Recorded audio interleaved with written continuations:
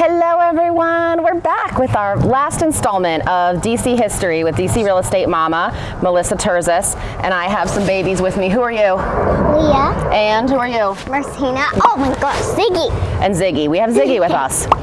All right, so we're gonna pick up at April 4th, 1968. This was a massive turning point that reshaped the history of DC and many parts of the country. When news of the assassination of Martin Luther King broke, riots ensued in several cities, and DC was one of them. So 4 days of riots actually decimated several neighborhoods here. 14th and U Street, which was known as Black Broadway, home to many theaters, jazz clubs, and black-owned businesses, completely destroyed. 7th Street all the way south to the National Mall, and the housing here actually took the brunt of the damage. The H Street corridor in Northeast was a major shopping area that was destroyed. Rhode Island Avenue also took a great hit. Parts of Anacostia also were destroyed. Washington Post has an interactive online map that you can check out, and that actually shows areas of minor damage, major damage, and totally destroyed. There's actually too many city blocks marked as destroyed to even list them all. In all, 900 businesses, 700 homes, and almost 400 liquor stores were all smashed, looted, destroyed. So how does this end? Well, 13,000 troops had to come in to occupy the city, essentially, and that was the most that the city had ever seen since the Civil War came over 100 years earlier. So it took 30 years for some of these neighborhoods to actually recover, and it's really important to know what was happening in DC in the 70s, 80s, and 90s to really make sense of why the recovery post-riots took so long to happen. So in 1969, Nixon came into office and he vowed to go after crime in DC. So lots of cities were experiencing high crime. DC was definitely one of them. He passed a DC crime bill in 1970 that included, among other things, the no-knock rule, which was where police could enter a structure without knocking and announcing themselves. Also at this time, around 1970, the Vietnam War was going on and a major economic recession was looming. So there were lots of protests going on in the city for various reasons. Up until now, I've gone through the growth of the city and talked about the flow of growth from Georgetown and downtown in the 1700s and early 1800s, and the areas north of downtown to include DuPont. So the riots actually really put a wrench in the growth of many of these neighborhoods. Georgetown was Georgetown. It's a shopping area with restaurants and lots of mom and pop stores. It remained supported by students at Georgetown as well as Washingtonians who would go to Georgetown looking for entertainment.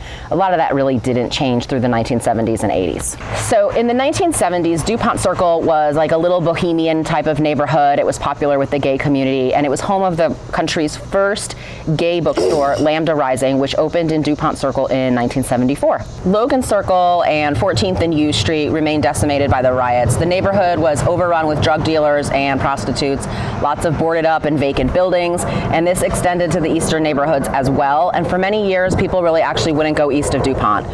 In 1973, DC passes the Home Rule Act, and Congress gives the power of DC over to a city council and to the mayor, Walter Washington. He was already appointed mayor in 1967 by Lyndon B. Johnson, but now he was actually elected by the people of DC as the first mayor under the Home Rule Act from 1975 to 1979. So in 1976, Metro opened in DC, and then the city elected Marion Barry to be mayor, and he serves 3 terms from 1979 to 1991. Do you want to be Marion Barry? Yeah, there's an ant on him. What's Marion Barry? There's not an ant on him. In the front. There's no ant on Marion Barry. There just was. There is not an ant on Marion Barry. All right. The Washington Post famously said, to understand the District of Columbia, one must understand Marion Barry. Good job. So he did a lot in advancing the city forward through a civil rights era and was very effective in the early years of his service to the city. Lots of corruption, though, was rooted in this time, and it really didn't become evident until later terms. DC has an early 80s real estate boom, and the neighborhoods are actually now changing. Plus, there was also a huge punk scene happening in DC at the time. I'm going to do a separate video on the punk scene because it was kind of amazing. And that emerged and took hold in Georgetown and DuPont Circle as well. So DuPont Circle had a counterculture movement going on with people congregating in the circle as a meeting place. And at this time, Logan, Shaw, and U Street still were not recovered from the riots. Marion Barry's second term starts in 1983, and this is when the stories start. Are you Marion Barry? Sure. You don't sound very excited. There's drugs, there's prostitutes, failing city services. He would walk through neighborhoods talking about how he was going to improve and fix these neighborhoods, and people inside these housing projects would lean out and yell crackhead from the windows, and that was kind of an indication something was going on. Barry's service was in question. Who served whom was really what people were wondering, as he made demands about what contractors were going to be hired to service the city. Turns out many of them were his friends or financial supporters, and they were inflating prices and fleecing the city with those prices, and Marion Barry was behind all that. In 1986, he won a third term. I know, you're very popular. This man had a lock on the city, even though word was out what was happening behind the scenes. And like other cities, the crack epidemic hit here, and it hit here hard. Up until this time, cocaine was really a rich person's drug, but burn that stuff into crack and everyone can afford it now. It's also this time where DC has a lot of open air drug markets, and you may not know what this is. It's kind of what it sounds like though. It's a drive-through street where you can just head on over, open the window, beep your horn, and get what you need. So one of the major areas was Hanover Place, which is just off of North Capitol Street. In 1986, DC deployed 60 police officers to do round-the-clock patrolling of Hanover Place 24/7 until they got it cleaned up. It gets cleaned up, but it ends up moving a little bit further south from there as the people just sort of spread out.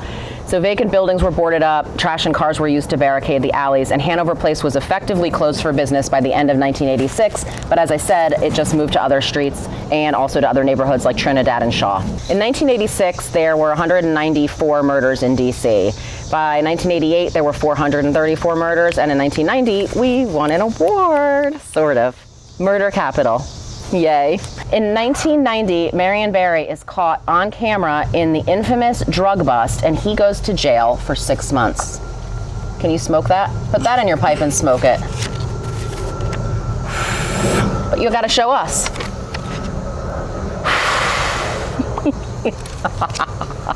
And then the city gets its first female mayor, Sharon Pratt. In 1991, we had 482 murders, and that was the heyday. That was the highest it ever got to here. Between 1986 and 1993, there were 3,000 murders in DC. Not all were related to the crack epidemic, but many of them actually were. So how did it end? Well, jury's kind of out on this. What happened was the federal government actually granted funding to many cities to start redeveloping low-income housing areas and areas of blight, and DC was one of those cities that got money.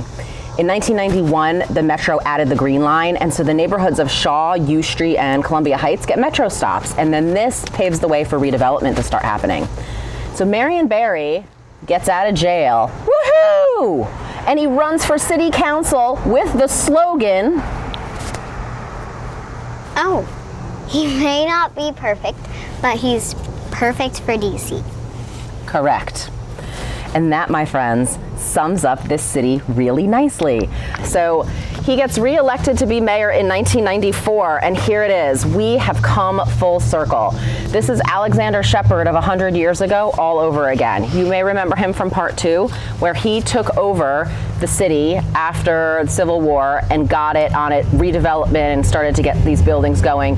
But of course, all of that legacy was marred by much fraud and corruption as well. So this should tell you everything about DC. It's forgiving for sure. At this point, the city is broke. There is lots of waste, lots of corruption. They actually had to create a board for financial oversight in 1995, which could overrule any mayor decision. By 1997, the Clinton administration steps in to pull DC from its financial crisis, and in doing so, they actually took all power away from Marion Barry, leaving him only in charge of the city's libraries and parks and recreation. Whoa. He did not run for mayor again after that. Gentrification starts coming to this city in the 1990s and 2000s. Gentrification is basically where neighborhoods get redeveloped, and you see out with the old, in with the new. They start building new houses, fancy condos, renovating things. Anthony Williams, who was in charge of that federal oversight committee that I mentioned a second ago, actually became mayor in 1998. By 2001, he had regained control of the money for DC, and the Board of Oversight was disbanded.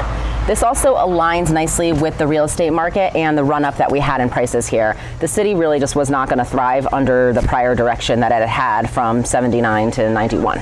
If you said goodbye to Marion Barry, hold tight. Anthony Williams worked hard to get the city back on track, and he makes a lot of improvements that paved the way for the revitalization of neighborhoods that were still destroyed by the riots. Marion Barry, he's back. Where is he? Let's see him. He runs for city council in 2004 and he wins, and he fulfills a couple of terms. But then, as sometimes tends to happen when people get older, they get a little crazier, and then there was this whole downward spiral where he was voting against same-sex marriage. There was almost a decade's worth of unfiled and unpaid taxes. He tested positive for cocaine. He was consistently being pulled over for erratic driving. He had $3,000 in unpaid speeding and parking tickets.